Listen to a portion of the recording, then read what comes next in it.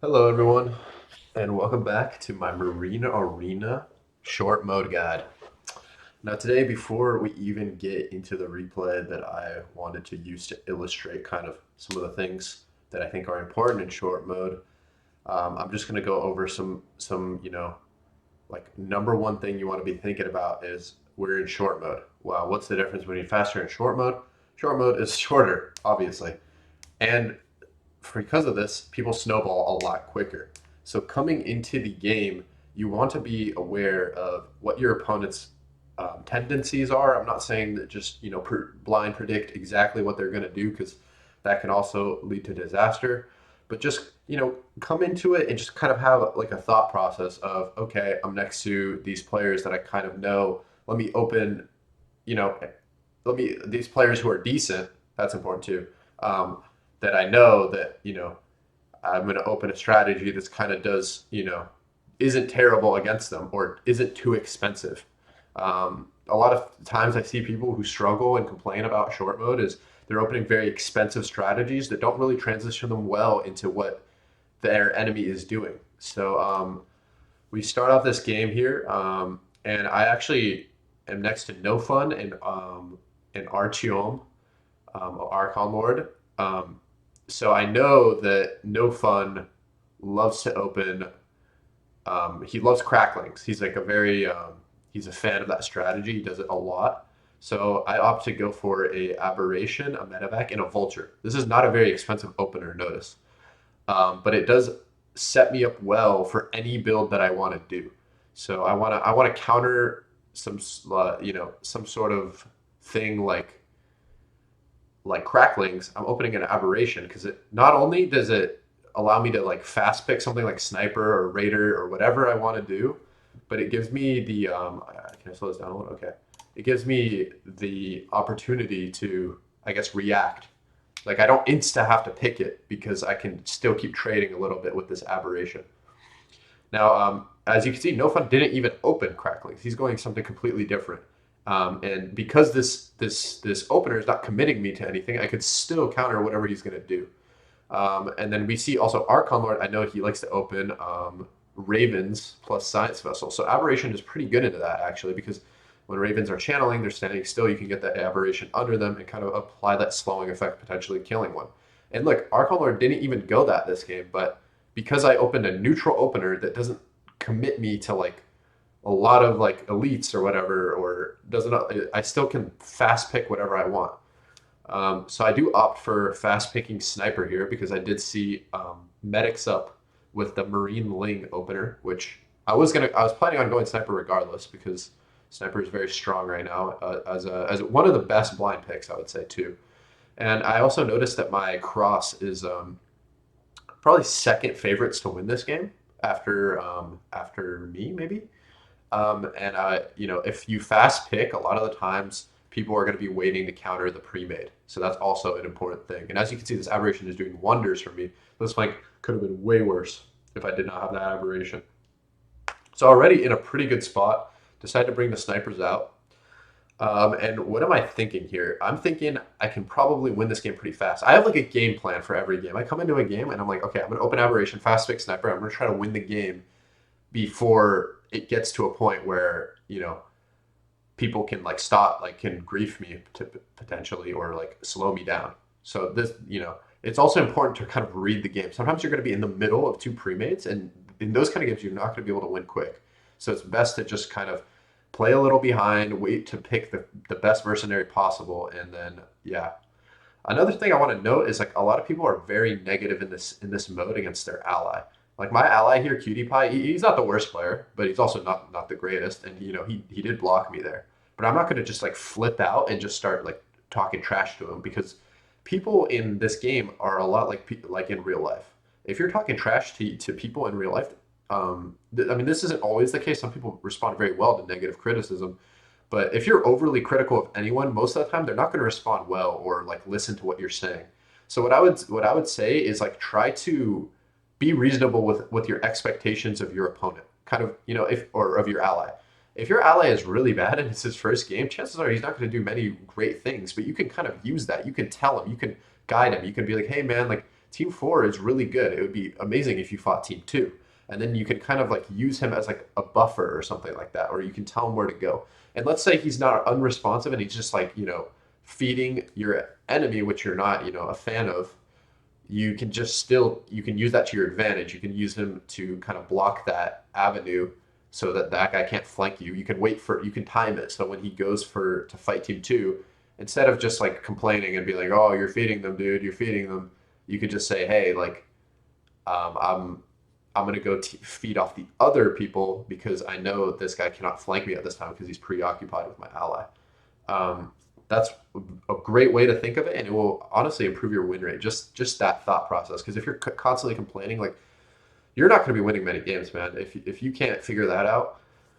So here I'm fighting No Fun. No Fun does counter me, but I do have this aberration, and as I said, this aberration is a neutral opener, which means it does well into a large variety of things. So I can just still trade with my counters, sort of. So he gets flanked. Right now, Team 3 is very ahead.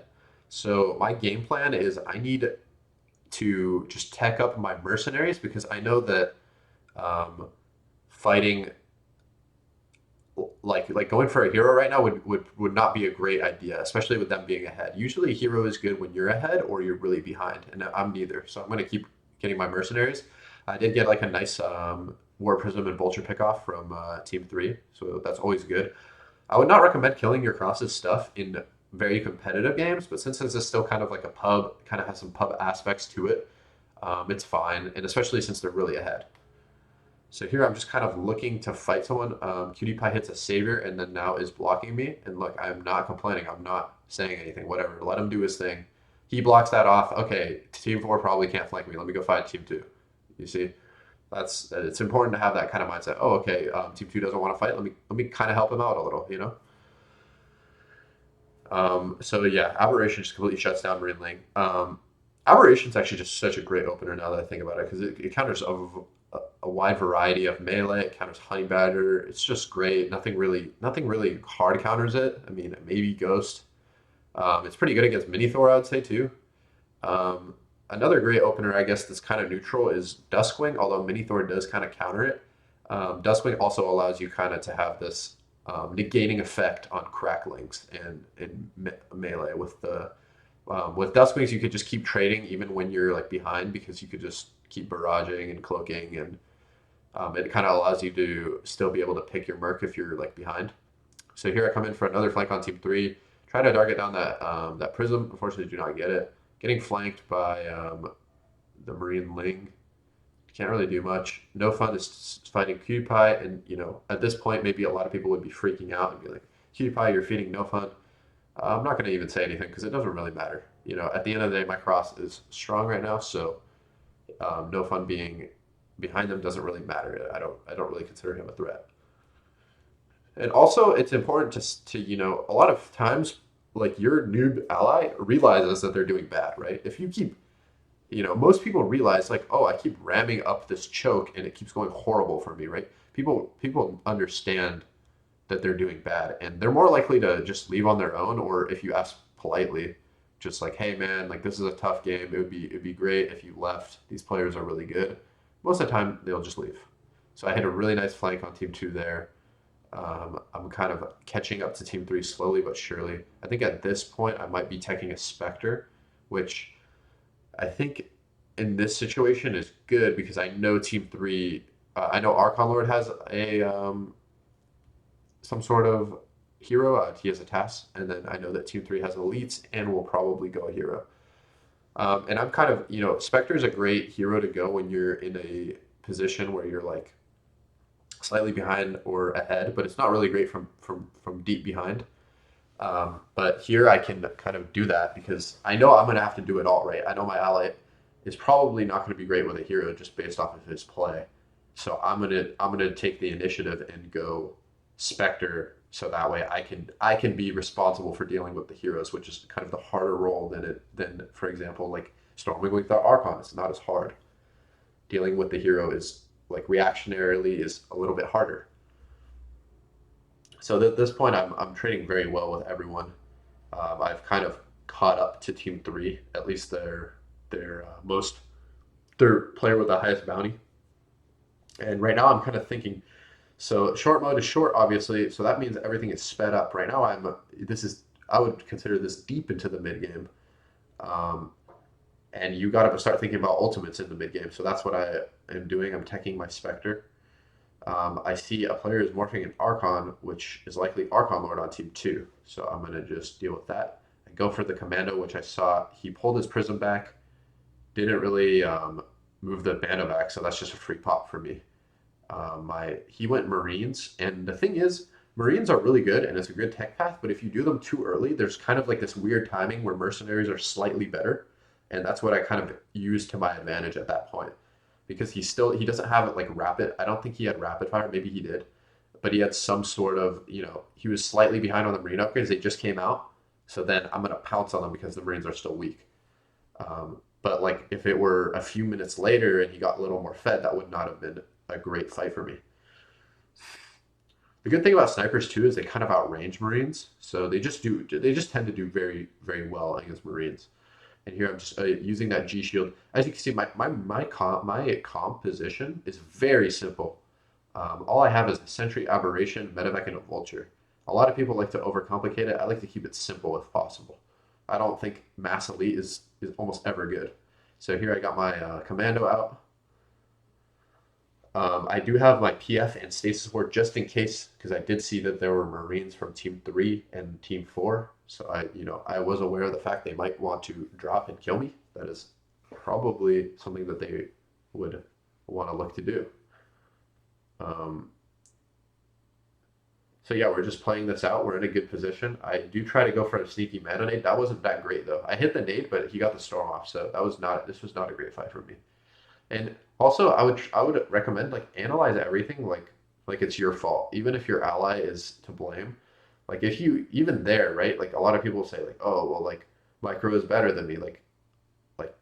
I'm able to recognize my own mistakes in the game very quickly, and I think it's important to always analyze through that lens as opposed to like let me just blame X X factor, which I have no control over, because that's the easy way out. It's kind of like in life. Like people who are unable to blame themselves often are not very good at very many things. You have to be able to take responsibility for your actions. And there's always Marine Arena is a kind of game where there's always something you could slightly do better. It's kind of like ladder. Like that's why being able to adopt this kind of mindset where everything's your fault makes you improving in ladder really really a lot easier, because everything is your fault in ladder. There's no one else to blame. Like sure you could blame balance or whatever, but like in reality balance complaining, if you're not the highest of the high level, you're not, you don't really understand the game. You should be winning every game, right? Like technically, right? There's no way these players are, abusing that little, that slight imbalance in a way that, you know, you should be losing. So here my Spectre comes out. Um, now, usually I go Spectre, a few attack upgrades on the Spectre, and then I go for some Marine upgrades. I wouldn't really just copy my build specifically in this game. You can copy like the Aberration opener, the Duskwing opener, whatever you want, Reaper opener, all three of those. I just do a combination of those usually at most games. He tries to drop on me, but his Marines are not strong enough. Um, but I would just get used to like, okay, I'm in a game. I'm next to Sprite is good, for example. I know Sprite is good, likes to either open Mando or HB. Got it. So let me open something that's adequate to deal with that. And it doesn't have to be like a blind counter. Like I said, you can react to it. So here I hit a nice EMP on the Phoenix and the Archon, killed the Science Vessel. My Cross just gave up, killed themselves. So um, and you see Team Three. Look, they're like I said, these people they're already blaming the X factor. They're blaming somebody who they're saying is like griefing them, right? But in reality, like they were in the lead, right, for the vast majority of this game. There must have been a reason they fumbled that lead, right? It's not. It can't just be like, oh, like Team Four griefed me. That's not how it works, really. Because even when you're getting griefed, you could play better. Like there's always something you could have done, which is, I think that's an important takeaway. So, here we're at endgame. SD's hitting in 2 minutes. I'm already have Maria. This is like ideal situation, right? Like super ideal situation. because I have Marines, I have my ultimate, I have a strong lead. This is almost unlosable. I mean, in my opinion. If I got like Ravens would be good. But other than that, this is an ideal composition right here. Also transitioning into temples would be good for me. But I'm not sure what are my Marines at. Okay. Yeah, no, we don't need temples yet. We want some more, maybe some more marine ups. Maybe not. I think temples could be okay here. So here, I'm kind of sandwiched in between. I just have to deal with these heroes, to be honest. If I can deal with Archon Lord's heroes, this game should be over. The only way to really come back in these games are through outplaying with heroes via like mind control, whatever, blah blah blah. Um, and I just need to make sure I can easily hold mid. I'm looking to kill someone off as soon as possible because being in this middle position, the longer it goes, the less likely it will turn out well for me. So here, sudden death hits. I'm gonna drop some Rick. I like to run sudden death hits. One of my favorite things to do is just drop some Rick Marines. I guess I chose for the temples this game, but usually sudden death hits hit a nice stun on all the heroes. They're very clumped, and this should be game over for team two. It looks like it will be. Very easy, obviously the heroes clumped were not well played at all by team two, so there's that. So now the game should be over. I should probably drop some Rick Marines. I think this is a mistake. Yeah, I should not fight without these Merc Marines because he obviously did drop some. Here comes my Merc Marines. I'm kind of hovering a lot of money. I shouldn't be. And the game should just be over here. We should just A move and win.